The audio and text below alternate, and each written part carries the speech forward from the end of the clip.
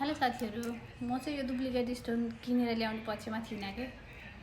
अनि ल हेर्नु आफै फरक छुट्याउनु होइन। यो जति पनि टिकटकमा भएका हुनुहुन्छ नि गुरुहरू, स्टोनका गुरुहरू भन्छु म त उहाँहरूलाई हो। उहाँहरूले गर्दा चाहिँ मैले यो किनेर ल्याएँ कि सबै सामान। अनि मेरो कस्टमरहरू चाहनुहुन्छ, अब सोध्नु त हुन्छ नि त। अनि सोधेपछि होइन त्यो डुप्लिकेट हो, यो ओरिजिनल हो भनेर लगाइदिनु हुँदो रहेछ होइन। मलाई आएर भन्नुहुन्छ क्या यो चाहिँ डुप्लिकेट भन्यो नि त म्याम, किन हो भन्नुहुन्छ मेरो रेगुलर कस्टमरहरूले पनि।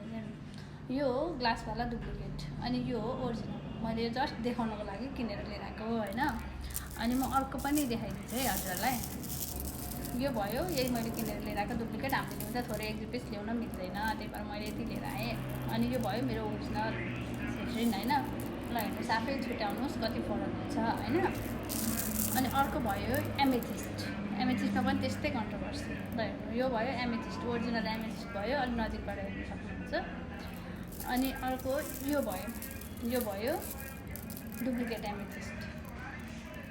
तर यो चाहिँ यस्तो छ हेर्नु है त, यसरी छुट्याउन सकिन्छ। अनि अर्को भनेको ओरिजिनल स्टोन चाहिँ बज्छ, डुप्लिकेट चाहिँ बज्दैन भन्नुभयो होला सायद। ओरिजिनल यसरी बज्छ भनेर देखाइराख्नु भएको थियो। यो डुप्लिकेट झन् धेरै बज्छ क्या। डुप्लिकेट स्टोन झन् धेरै बज्छ, नबज्ने भन्ने हुँदैन।